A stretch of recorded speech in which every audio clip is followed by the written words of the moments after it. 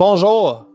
Dans cette vidéo, je vais vous montrer comment vous pouvez connecter simplement votre Chromebook, le HP Chromebook Quatorze à votre téléviseur.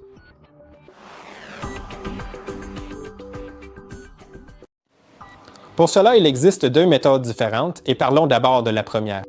La première méthode est assez simple. Vous aurez besoin d'un câble et à une extrémité, il doit être en USB-C parce que votre ordinateur portable n'a que 3 ports. Donc, seul le port USB-C prend en charge la sortie vidéo. Mais aussi, il faut que l'autre extrémité de ce câble soit quelque chose que vous pouvez facilement connecter à votre téléviseur, très probablement un port HDMI, mais il se peut que d'autres options de connexion soient également disponibles sur votre téléviseur. Si vous n'avez pas un câble comme celui-ci, vous pouvez aussi vous procurer un adaptateur qui va de l'USB-C vers HDMI, puis de HDMI vers un câble HDMI, et c'est ce que j'ai ici. Vous pouvez voir que j'ai un adaptateur USB-C et il y a un câble HDMI branché dessus. Je vais le brancher sur l'ordinateur portable HP et maintenant il devrait se connecter automatiquement. Assurez-vous de changer la source sur votre téléviseur si elle n'est pas correctement réglée. Mais dans mon cas, elle est bien réglée, donc vous pouvez voir que tout est connecté. Maintenant, lorsque je vais dans les paramètres, il y a quelques petites choses qui valent la peine d'être modifiées. Alors allons dans les paramètres. Maintenant, allez dans Appareil, puis Affichage.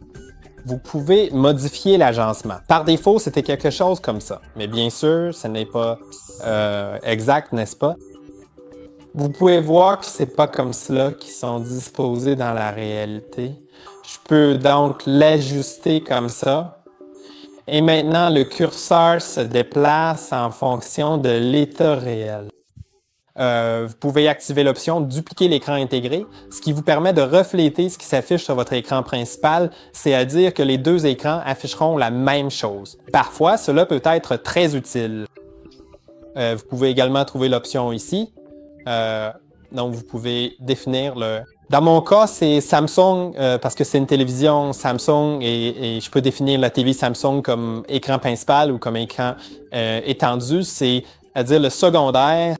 Je vais l'utiliser comme écran secondaire. Vous pouvez changer le texte et la taille de l'affichage et c'est assez utile parce que par défaut, c'était à 100% et vous pouvez voir à quel point la barre à l'arrière est petite.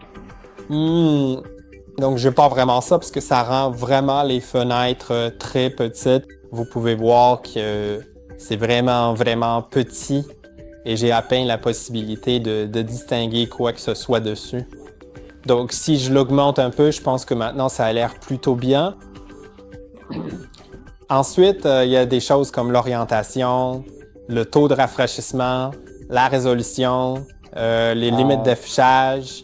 Mais je pense qu'en fait, tout ça va et c'est à peu près tout pour cette partie. Maintenant, passons à l'autre méthode qui va être sans fil. Et la méthode sans fil doit... vous devez activer Google Chrome sur votre ordinateur portable. Je vais le débrancher complètement pour que, vous savez, cela n'interfère absolument pas. Et maintenant, vous pouvez facilement ouvrir un site web qui prend en charge le cast. Et ces sites sont par exemple YouTube ou Netflix, ce genre de plateforme de streaming courante. Donc, je vais ouvrir YouTube.